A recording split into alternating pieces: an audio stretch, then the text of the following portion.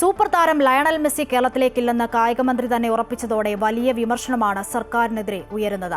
മെസ്സിയും കൂട്ടരും സംസ്ഥാനത്ത് എത്തുമെന്ന് കഴിഞ്ഞ ഒരു വർഷമായി ആവർത്തിച്ച് പറയുകയായിരുന്നു കായികമന്ത്രി വി അബ്ദുറഹ്മാൻ. അതേ മന്ത്രിയാണ് ഇപ്പോൾ അർജന്റീന ടീമിനെ കുറ്റപ്പെടുത്തുന്നത്.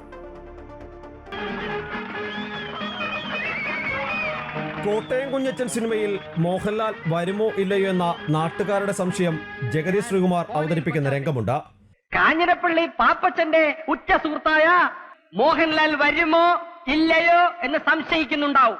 പക്ഷേ മോഹൻലാൽ വരില്ലേ? ഈ രീതിയിലാണ് കഴിഞ്ഞ ഒരു വർഷക്കാലം സംസ്ഥാന കായിക മന്ത്രി വി അബ്ദുറഹ്മാൻ കായിക പ്രേമികൾക്ക് പ്രതീക്ഷ നൽകിയത്. ഒടുവിൽ ഇന്നലെ ആ പ്രതീക്ഷ മന്ത്രി തന്നെ ഇല്ലാതാക്കി. കുറ്റം മുഴുവൻ ഒടുവിൽ അർജന്റീന ടീമിനും. പക്ഷേ പണം സ്വീകരിച്ചതിന് ശേഷം അവർ പറഞ്ഞത് ഞങ്ങൾക്ക് 26 സ്വാഭാവികം നമുക്കത് കഴിയില്ല. 25 ഒക്ടോബർ അതിൽ മാത്രമേ ഞങ്ങൾ സ്വീകരിക്കൂ എന്ന് പറഞ്ഞിട്ടുണ്ട്. അതാണ് ഈ പറയുന്ന കാര്യങ്ങൾ.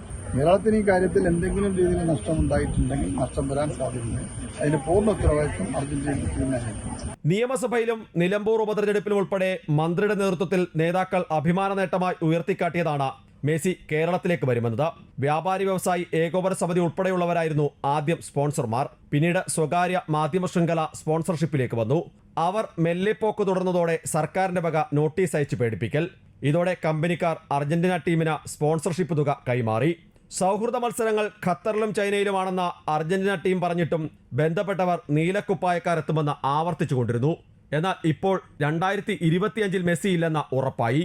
26 വേണ്ടെന്ന സർക്കാരിന്റെ നിലപാടും. ഇനി പണം തിരിച്ചു കിട്ടാനുള്ള വഴികൾ തേടി നമുക്ക് പുതിയ ചർച്ചകൾ തുടരാം. അമൃത ന്യൂസ്, കോഴിക്കോട്.